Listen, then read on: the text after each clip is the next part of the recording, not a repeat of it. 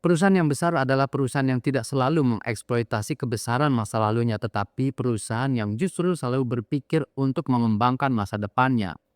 Dalam kaitan ini, saya ingin membicarakan mengenai PT Pos Indonesia, sebuah perusahaan tertua di Indonesia yang sampai saat ini masih tetap berdiri. PT Pos Indonesia dibangun pertama kali oleh Gubernur Hindia Belanda Baron van Imhoff tanggal 26 Agustus 1746. Pada saat itu, VOC masih merupakan perusahaan perdagangan terbesar di dunia yang bahkan kalau divaluasi sampai sekarang pun masih belum bisa ditandingi oleh perusahaan-perusahaan besar seperti Apple, seperti Nvidia, dan seterusnya. Dengan nilai valuasi sebesar 18.000 triliun rupiah, bisa dibayangkan pada saat itu Pos menjadi administratur dalam pengelolaan administrasi dan logistik VOC dengan skala yang seraksasa itu. Jadi Pos Indonesia itu sudah berjalan bahkan sebelum Amerika Serikat merdeka atau bahkan sebelum restorasi Meiji dimulai, dan tentunya juga bahkan sebelum negara Republik Indonesia ini berdiri. Tapi sekarang setelah 280 tahun PT Pos Indonesia, kita mengalami sebuah paradoks. Bagaimana mungkin sebuah perusahaan yang sudah begitu panjang memiliki jaringan yang luas, karyawan yang berjumlah hampir belasan ribu, 4.000 kantor dengan puluhan ribu titik layanan, aset bernilai belasan triliun rupiah, dan bahkan juga mendapatkan dukungan besar dari negara, jauh tertinggal dari perusahaan-perusahaan kurir yang baru muncul kemudian di sekitar tahun 1970-an. Jadi pertanyaannya bukan sekadar pertanyaan bisnis, tapi pertanyaan tentang bagaimana mungkin sebuah institusi nasional kehilangan arah bisnisnya sendiri.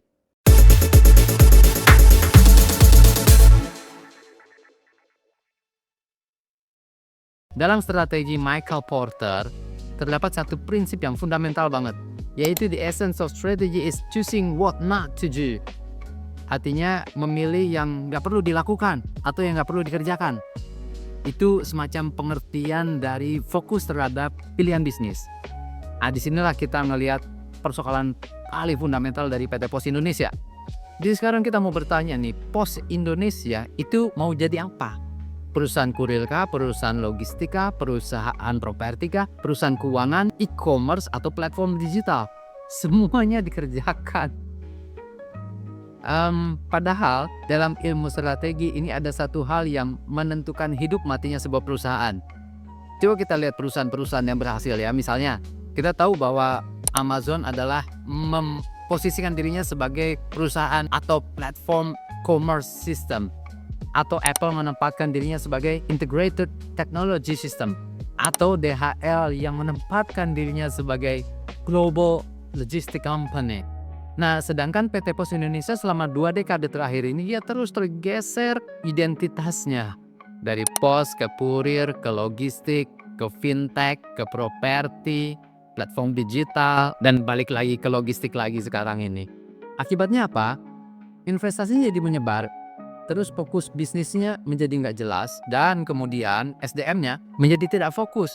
Padahal aspek SDM ini adalah salah satu aspek krusial di PT Pos Indonesia, di mana PT Pos Indonesia ini 60-70%-nya karyawannya itu terdiri dari karyawan yang memiliki pendidikan SMA ke bawah. Jadi kalau dalam peribahasa Sunda tuh ada yang dikenal dengan ngarawu kusiku. Jadi pengen mencapai semuanya tanpa mengukur kemampuan. Nah, ini kesalahan yang paling umum ya, bahwa banyak orang berasumsi Pos itu kalah atau menjadi mundur itu karena digitalisasi. Itu enggak juga. Karena digitalisasi itu sendiri adalah merupakan sebuah keniscayaan. Malah sebaliknya. Coba kita lihat datanya ya. Akibat daripada digitalisasi ini, e-commerce menjadi tumbuh, dan kemudian juga pasar logistik juga menjadi tumbuh. Pasar logistik nasional misalnya tahun 2022 itu mencapai 700 triliun. Kemudian meningkat di tahun 2024 menjadi sekitar 1.400 triliun. Pendapatan total PT Pos Indonesia di tahun 2024 itu mencapai 5,7 triliun. Dan kemudian dari sektor logistik itu menyumbangkan sekitar 2 triliun. Which is itu not even 1% dari ceruk logistik nasional. Nah, sekarang PT Pos Indonesia lagi membranding dirinya sebagai perusahaan logistik. yang memang fokusnya ingin menjadi sebuah leader dari sebuah holding logistik yang ingin dibangun oleh Danantara. Mungkinkah itu dengan track record atau prestasi keuangan dan kinerja operasional yang seperti itu, Pos Logistik bisa menghadapi atau bersaing secara kompetitif, apalagi infrastruktur nggak terlalu banyak ya, dan kemudian juga sumber daya manusianya juga mungkin menjadi persoalan karena berbagai macam kegiatan logistik di PT Pos Indonesia seringkali dihambat oleh berbagai koordinasi yang tidak jelas gitu, karena tidak memiliki sebuah pola kerja atau strategi bisnis yang clear and clean. Tapi tetap ini merupakan sebuah ceruk pasar yang harus direbut, karena proyeksinya di tahun 2031 nanti ceruk pasar logistik itu akan mencapai 188 miliar dolar, terus berkembang. Sayang sekali kalau PT Pos tidak masuk dan berkompetisi secara efektif. Jadi clear bahwa logistik itu nggak mati. Bahkan logistik itu menjadi salah satu industri dengan pertumbuhan yang paling cepat di Indonesia. Dan kemudian juga bahwa hal itu menunjukkan bahwa yang gagal itu bukan industrinya, tapi yang gagal adalah kemampuan organisasi dalam membaca perubahan arah industri. Ada hal lain ya, bahwa di dalam komposisi pendapatan PT Pos Indonesia itu 25-30%-nya itu merupakan pendapatan dari penugasan pemerintah. Proyek-proyek semacam PKH, Bansos dan seterusnya itu menempati porsi atau berkontribusi cukup besar terhadap pendapatan PT Pos Indonesia. Nah, secara bisnis ini nggak bagus ya ketika penugasan itu justru menjadi andalan atau mesin pertumbuhan utama, bukan sebagai fungsi tambahan. Ya sama kayak misalnya PSO atau LPU, layanan pos universal, yaitu semacam kompensasi yang diberikan pemerintah untuk penugasan terhadap daerah-daerah remote, daerah 3T yang secara bisnis itu nggak bagus. Nah, kemudian pemerintah memberikan kompensasi itu. Di PT Pos sendiri itu mendapatkan sekitar 350 miliar untuk tahun 2024 gitu. Jadi kalau tidak karena penugasan pemerintah dan kemudian juga LPU tadi itu, kita bisa bayangkan betapa rapuhnya struktur bisnis pos.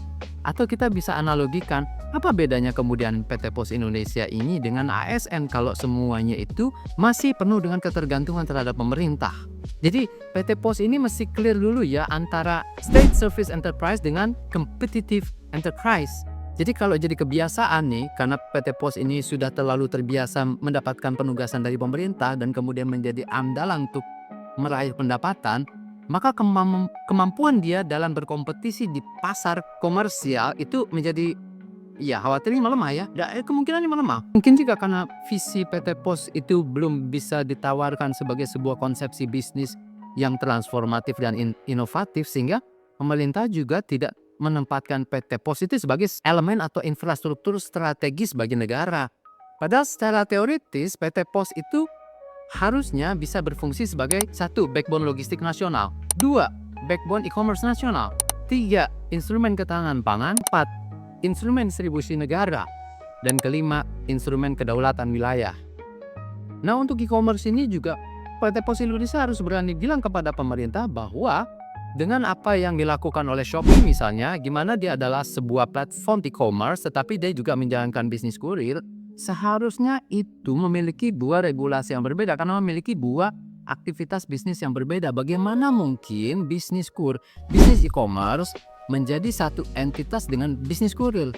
Ini yang seharusnya menjadi titik di mana PT Pos berani memberikan masukan kepada pemerintah untuk memisahkan secara regulasi 2 entitas bisnis yang jelas-jelas itu beda.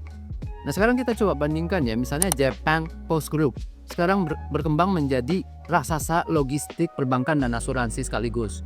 Atau juga Deutsche Post atau DHL itu juga berkembang menjadi pemimpin logistik global. Atau United States Postal Service atau UPS itu oleh Amerika tetap dipertahankan sebagai infrastruktur strategis nasional. Padahal PT Pos Indonesia itu sudah dibekali dengan model kebijakan yang diberikan oleh pemerintah. Paket kebijakan nomor 14 tahun 2016 tentang e-commerce, itu Pos itu disebutkan bahwa dia menjadi backbone dari ekosistem e-commerce Indonesia. Kemudian juga menurut Undang-Undang tentang Pos tahun 38 tahun 2009, di pasal 51 itu disebutkan bahwa perlu dilakukan penyehatan maksimal 5 tahun dari ditetapkannya undang-undang itu. Nah, saya nggak tahu apa kemudian atau bagaimana daya dukung regulasi itu tidak dimanfaatkan dengan sebaik mungkin oleh PT Pos Indonesia. Apakah tidak ditindaklanjuti atau kemudian PT Pos sendiri merasa ewu pekewu untuk menagih janji-janji regulasi itu kepada pemerintah. Sebetulnya seorang direksi seharusnya berani untuk menegosiasikan reposisi PT Pos Indonesia berdasarkan regulasi yang dibentuk gitu kan? Atau jangan-jangan PT Pos Indonesia sendiri tidak siap karena memang belum memiliki grand design transformatif untuk mengadopsi dari regulasi itu, untuk menjawab regulasi itu. Itu grand design-nya seperti apa? Jangan-jangan PT Posnya yang belum punya sehingga mereka nggak bisa atau nggak siap menangkap peluang dari regulasi itu. Nah, akhirnya sekarang ini PT Pos Indonesia itu memiliki ketergantungan yang sangat besar terhadap marketplace, vendor logistik, perusahaan teknologi dari eksternal, penugasan pemerintah, serta berbagai mitra strategis lainnya. Nah, mitra strategis ini juga perlu dievaluasi sestrategis apa untuk menjadi mitra kan? Yang pasti saat ini PT Pos Indonesia memiliki posisi yang relatif lemah dalam rantai nilai ekonomi digital. Dan ada juga hal lain ya, bahwa PT Pos ini mitranya sangat banyak, tetapi belum tentu semua mitra-mitra itu bisa mendorong atau mendongkrak pendapatan PT Pos Indonesia. Ada juga misalnya salah satunya PT Pos Indonesia bermitra dengan salah satu perusahaan asuransi yang secara portofolio bisnisnya itu bukan merupakan sebuah PT asuransi yang bonafit gitu, tetapi oleh manajemen PT Pos Indonesia itu menjadi sebuah target bisnis yang menurut saya itu tidak proporsional. Nah, ini justru menjadi pertanyaan, kenapa mitra-mitra yang menurut saya itu tidak strategis itu kemudian dipaksakan oleh pihak-pihak tertentu di manajemen di tingkat pusat itu untuk dipaksakan dipenuhi targetnya. Dalam perspektif manajemen strategis, kemitraan itu setidaknya harus menghasilkan 1 dari 4 hal ini. 1. Peningkatan pendapatan. 2. Peningkatan market share, efisiensi biaya. 4. Peningkatan kapabilitas perusahaan. Maka jika salah satu dari 4 poin itu tidak terpenuhi, ya menurut saya buat apa? Terus apa makna dari kemitraan strategis itu gitu? Saat ini PT Pos memiliki sekitar 12.000 karyawan dan kemudian sekitar 15.000 mitra pos, baik itu pengantar maupun petugas loket. Itu sudah cukup untuk mengindikasikan bahwa ini adalah sebuah institusi yang sangat besar, raksasa bahkan, sehingga tantangannya adalah bagaimana kemudian mengorkestrasi sebuah struktur yang besar itu juga kemudian mempunyai atau menjadi kekuatan yang besar. Tetapi ada sebuah teori ekonomi, yaitu namanya this economy of scale. Maksudnya semakin besar organisasi itu belum tentu dia semakin efisien, bahkan seringkali justru semakin mahal. Nah, Pos ini kan termasuk perusahaan yang padat karya. Tentu konsekuensinya adalah bahwa biaya SDM-nya menjadi sangat besar kan gitu. Tetapi ya tergantung juga, walaupun karyawannya banyak, tetapi kalau gaji mereka kecil ya nggak relevan juga jadinya kan. Kalau saya perhatikan dari struktur organisasi PT Pos Indonesia di tingkat pusat itu, saya melihat sekali bahwa strukturnya sangat gemuk, dan itu sayangnya gemuk itu menjadi sebuah semacam piramida terbalik gitu, bahwa di tingkat pusat itu memiliki ratusan posisi yang sebetulnya harusnya masih bisa diefisienkan, dan kemudian itu belum lagi ditambah dengan 6 regional yang ada di bawah kantor pusat. Semestinya kantor regional itu nggak perlu ada, jadi hemat secara operasional, kemudian juga hemat juga secara pembiayaan dan pemeliharaan kantor-kantor regional itu, dan tentunya itu juga justru memperpanjang hierarki koordinasi gitu. Nah, jadi kalau misalnya tadi kantor regionalnya itu ditutup, terus kemana? Dia bisa menjadi head of representative dari masing-masing wilayah itu yang berkantor atau bergabung dan beroperasi di kantor pusat. Cukup, jadi biaya yang harus dikeluarkan dari adanya kantor-kantor regional itu bisa dihemat. Sebaliknya di lapangan, di kantor-kantor pelaksana, banyak sekali pegawai-pegawai yang rangkap jabatan. Bahkan di banyak kantor itu banyak fungsi-fungsi yang nggak berjalan karena memang tidak ada sumber dayanya gitu. Nah, karena model struktur organisasi yang seperti itu, maka dampaknya adalah biaya koordinasi kan jadi naik, pengambilan keputusan menjadi lambat gitu, karena ya layernya banyak, hierarkinya banyak, dan kemudian terakhir karena lambat itu ya jadinya produktivitasnya jadi menurun. Nah, kemudian saya menyoal kepada eksistensi dari anak perusahaan. Jadi secara teoritis anak perusahaan itu dibangun dengan tujuan tiga. Satu, pertama untuk meningkatkan fokus, kedua meningkatkan efisiensi, dan ketiga adalah untuk meningkatkan profitabilitas. Sekarang pertanyaannya, apakah anak-anak perusahaan PT Pos Indonesia seperti Pos Logistik, Pos Financial Indonesia, dan kemudian Pos Properti mendukung tiga aspek itu?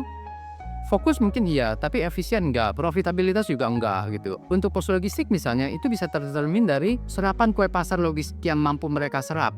Terus kemudian pos properti dengan aset-aset PT Pos yang berada di lahan-lahan premium itu ternyata belum bisa mereka optimalisasi. Nah, terus ditambah lagi sekali lagi ya, bahwa dalam teori holding company, namanya anak perusahaan itu harus menghasilkan economic value added. Jika tidak, yang terjadi adalah organizational complexity without economic return. Organisasinya kompleks, tapi return ekonominya nggak ada.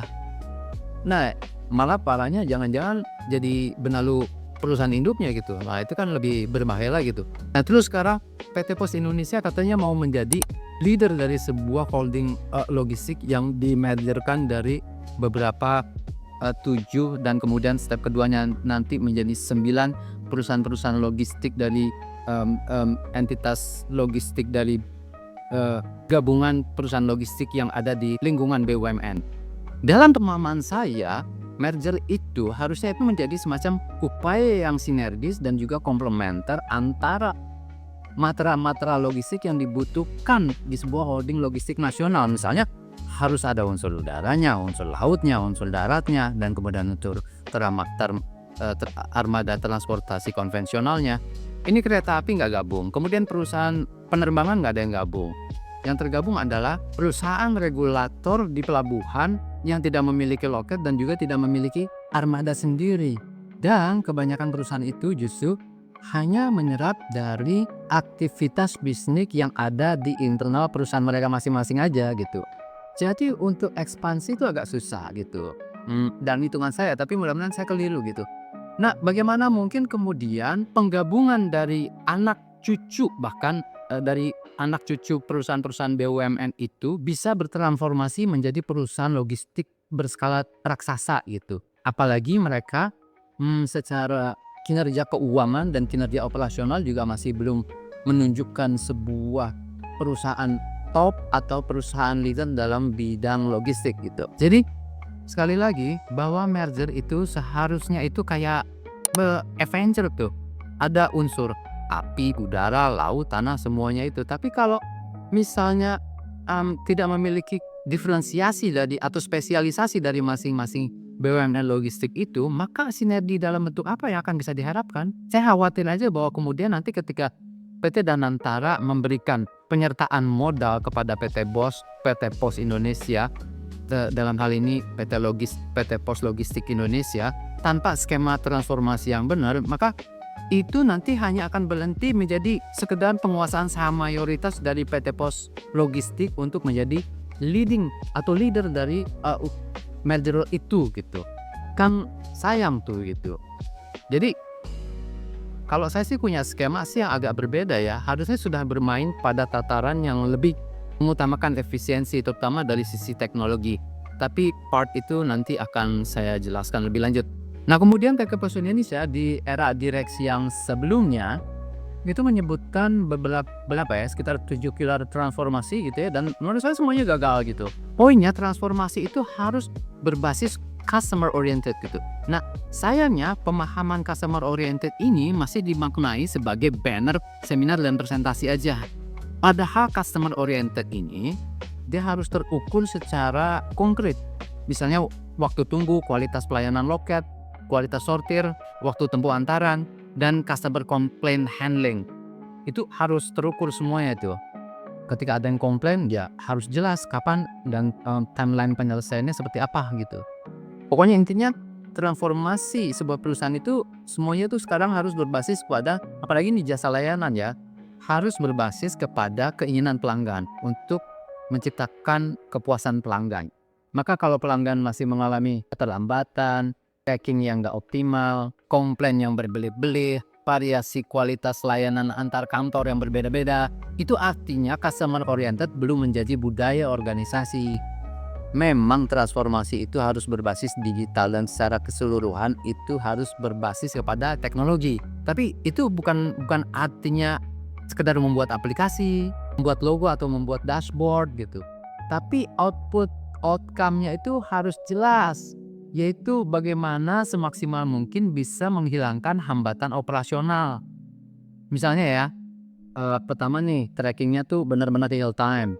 Terus ada semacam vehicle management system. Jadi operasi kendaraan sampai di mana, meloading apa, terus kemudian prediksi sampai di tempat tujuan tuh berapa lama, terus penurunan dari masing-masing tempat dan loading di masing-masing tempat itu berapa kapasitas tonasenya misalnya. Nah, itu harus bisa diukur secara sistem. Kemudian juga automatic pricing, jadi orang nggak nanya-nanya lagi di loket tapi bisa langsung cari tahu sendiri berdasarkan sistem. Kemudian dalam layanan-layanan yang harus dihitung CBA atau cost benefit analysis itu juga harus bisa terotomatisasi atau by system. Jadi nggak nunggu lagi approval atau validasi dari hierarki yang tadi itu gitu. Ya terus pelanggan kelamaan nunggunya lah, ya kan?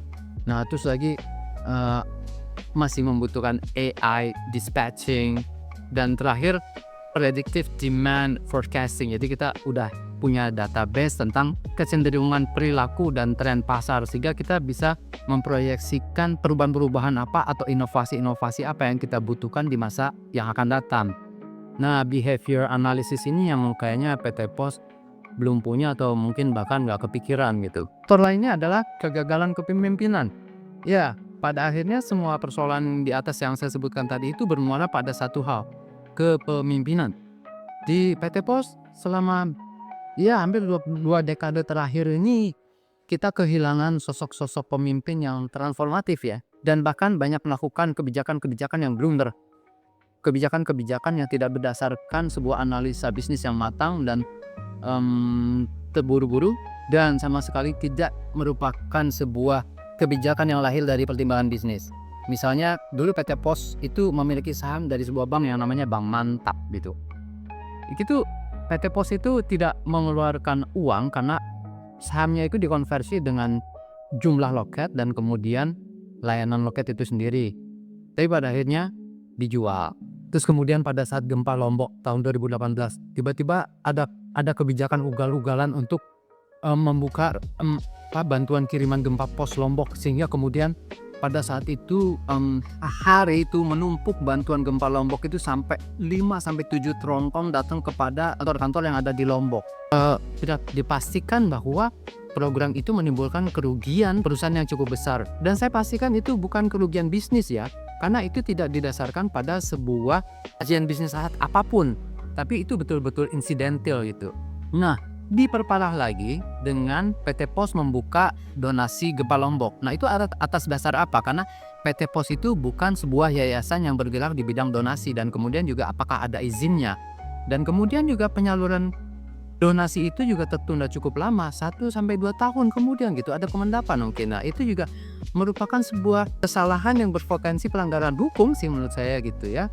Belum lagi kemudian perekrutmen sebanyak 6.000-an karyawan baru dengan proses seleksi yang longgar gitu. Nah, itu kemudian menimbulkan beban tambahan atas kompetensi dari sumber daya manusia di PT Pos Indonesia.